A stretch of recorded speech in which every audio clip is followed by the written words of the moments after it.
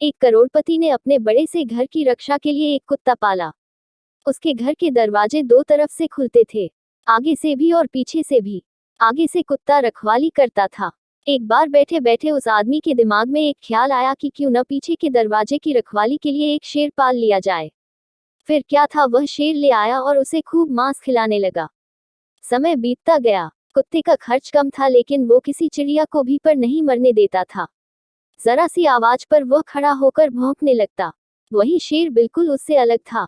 वह खाता तो कुत्ते से कई गुना ज्यादा था, लेकिन सारा दिन बस सोता रहता।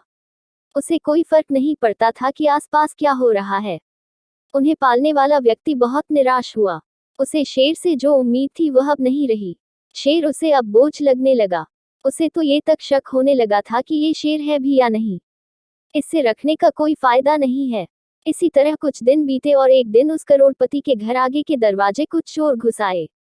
कुत्ते ने भौंकने की कोशिश की, लेकिन कुत्तों ने उसके आगे मांस का एक टुकड़ा फेंक दिया। कुत्ता भौंकना बंद करके मांस का टुकड़ा खाने लगा। दूसरी तरफ पिछले दरवाजे पर बैठे शेर को आगे के दरवाजे पर कुछ हलचल महसूस हुई। उसे कुछ अनजान लोगों की गंध आई। कुत्ते का चुप रहना भी उसे हजम न हुआ। समय न गंवाते हुए शेर आगे वाले दरवाजे पर गया। जैसे ही वो वहां पहुंचा, चोरों ने उसके सामने भी मांस का टुकड़ा फेंक दिया।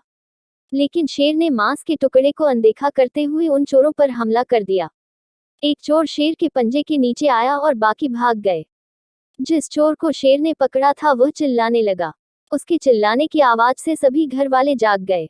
जब सभी आगे वाले दरवाजे पर पहुंचे तो उन्होंने देखा कि उनका वफादार कुत्ता मांस का टुकड़ा खाने में व्यस्त था, और जो शेर उन्हें बोझ लग रहा था वह दुश्मन की छाती फाड़ चुका था।